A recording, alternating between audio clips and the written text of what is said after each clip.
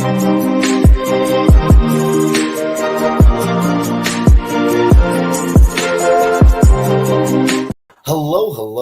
and welcome to another episode of TacoBytes, your daily bite of Degen, episode number 665. I don't know why my name says it wrong. I know where I'm at, but man. Oh, that is why my numlock turned off. That's why. All right, so hello, and welcome to another episode of TacoBytes, your daily bite of Degen, episode number 665, coming to you live from somewhere, nowhere, Denver, Colorado. Whew. I want to shout out to everyone joining us on LinkedIn, Player One Taco, YouTube, 0xDegens, YouTube, Twitch, Twitter video, Telegram, Rumble, Unlonely, and Kick, and everyone on Solana via Soul Media Tech. It is been an awesome Taco Tuesday. Happy Taco Tuesday. I had a really good day getting a lot of work done. Had some amazing conversations. I want to just put a project on your radar. Degen protocol. Degen. D-A-I-N. Degen. You will be amazed about what they put out. They should be mainnet before token 2049 in September, but this is like, this is something I would get your eyes on, as there's some really cool stuff going on there. But had some great conversations with some great people today. Working with a lot of different ecosystems. Met two different people going to El Salvador in the next couple of days. So got to connect him with my friend Walrus, who is down there, and helping sort of pave the way with the government doing their like brain visas, for like those that are heavy in crypto and getting things done and bringing business visas and just a lot of cool stuff. So huge shout out to Walrus, man with the plan, making things out. Got a huge had a good day. It was a little, some of it was emotional for me personally, but it was good. Got to end my night doing two amazing things. One, got to go to the local Cryptorado meetup. Happened to happen once a month, and it happened to happen today. It's perfect timing to come to Colorado. Come on Monday, stay for Taco Tuesday, and leave Wednesday morning. But the meetup was sponsored by the Space, which is new Bitcoin community service center, like drop-in center and community place, because there's a huge Bitcoin community here in Colorado. Me personally went to my first meetup in like 2016 here in Colorado, was a Bitcoin meetup. And so I got to see some people that I haven't seen since Denver for ETH Denver, and got to run into a gentleman who I connected with on Twitter a while ago, but I haven't really seen anything from him, but he randomly ran into my space last night, and was listening in, or was listening to the recording, and Peter. And so huge shout out to Peter. He gave me homework. I hate it when people give me homework. He gave me a white paper to read. All right, so I have bedtime reading material now. But, the biggest news of the day is that the SEC has ceased investigations into Ethereum. Let's see how that rips tonight. The long positions I opened this morning did quite well. But I hope that you're able to find your entry point, price accordingly, and be safe and be smart. And what's really hilarious is this is common at all meetups that happen in like local bars where There's a lot of Web 2 people. No one goes to the Web 2 people and says like, hey, are you in crypto? Do you know about it? Do you want to learn about it? We sort of stay in our own little coves. And I, side note, am squinting so much because my eyes are so dry from this altitude. It is crazy. Oh my gosh. But so if it looks like I'm tired, one, I'm tired, but two, it's like so dry. Don't miss Colorado at all. But yeah, so one of the things there was like, so we were in like narrow little sections, and like, this one group of people, like I'm a big guy. They were like, hey, can you move so we can get past it? I was like, of course. And then I was like, thou shalt not pass. And, we sort of had like a Monty Python moment, which was really cool. And I was like, and he's like, will you ask me a question for passing thee? And I was like, oh my God, I love this. Cause like, yes, are they in cryptos? And he was like, ish. And I was like, I will take ish. You shall pass.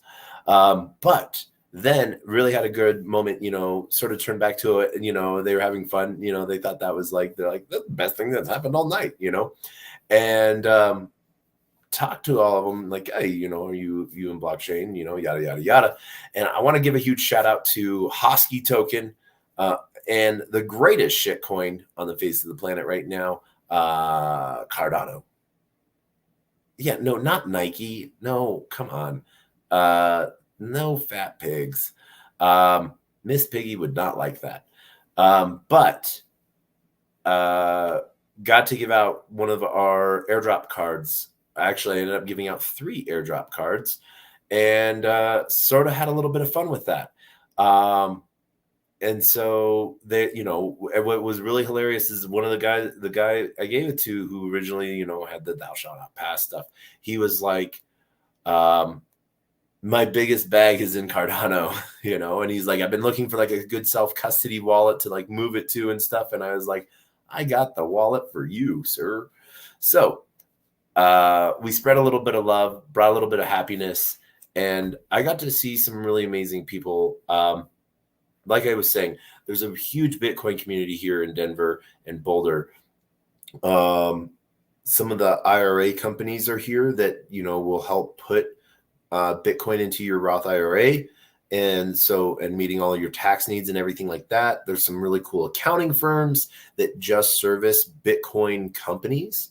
Like, there's not one accounting firm that has a bunch of staff that, service Bitcoin companies. There's so many Bitcoin companies that there's several accounting firms, and 2 of them that I know of were present tonight, which was really cool. Talked with some energy people, that have, their interest is on the energy side and Bitcoin mining and everything like that. Talked with some as self-proclaimed libertarians about, Denver economics and self-funding policies and stuff like that, and where crypto might be coming into that. And, then got to talk with Peter about Holochain. I met the Holochain people during ETH Denver and seen them at a few other events as well. Need to do a deep dive. Peter made me swear that I will do a deeper look rather than just to scratch the surface. Look, he's like, you do not understand how much Holochain can change the game. There was a lot of conviction. He spoke from his heart, and then, we started debating some of the facets of blockchain and where some of the shortfalls are right now, how to replace like Ethereum with something better. And yeah, so we had I had a great time.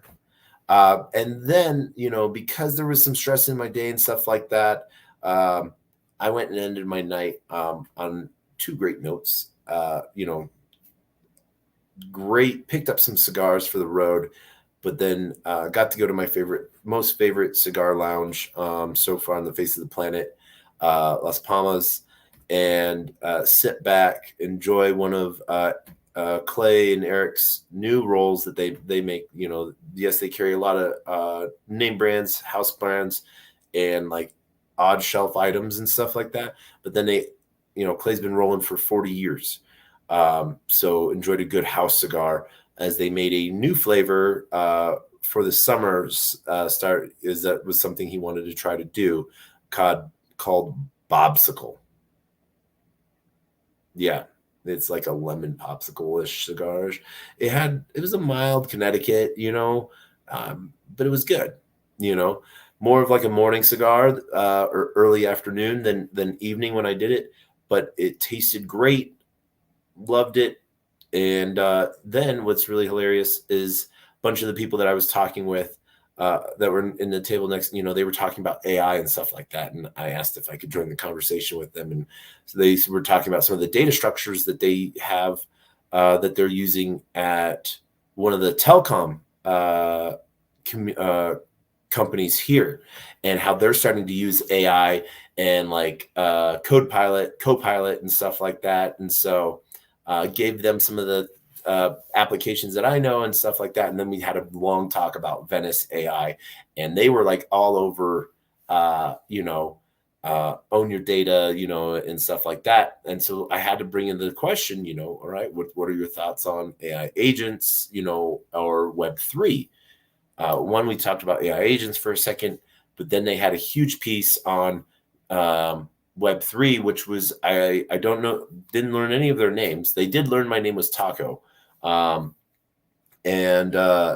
it was one of the gentlemen, he was like talking about how it's a basic data ledger, and he's like, didn't even really talk about crypto or NFTs, even though he said NFTs and crypto, he's like everyone's sort of like crypto this, crypto coin that, NFT this, NFT that, but really what it is a data layer ledger. And so I sort of liked that really good fundamental outlook on it, and it made my night.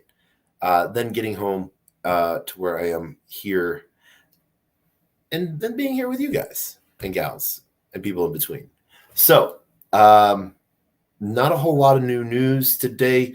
There is some new release stuff coming out with CPU Coin to be aware of.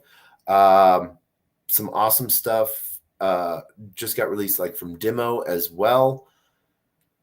Oh man, I had my notes and I do not know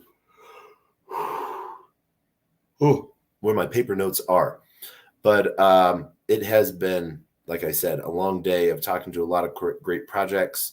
And then a side project that's always had my heart a little bit, and super excited to sort of see what they do, but the whole FEG ecosystem. So some cool stuff there. They're getting ready for their smart DeFi. Really excited to see how that comes along. Super, super excited for them.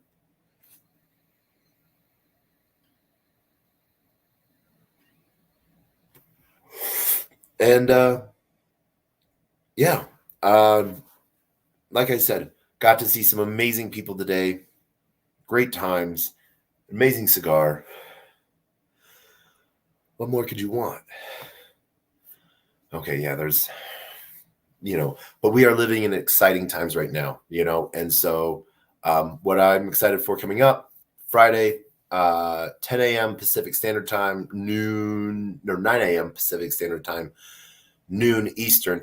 We have Genius and Ken and team. So super excited for that to happen. And there's just been some really cool movement going on in the back end that I can't really talk about. But, we've seen some new stuff on Mother. And then I guess now, DJT is a scam, maybe? I don't know. Yeah, it's a pump and dump of some kind.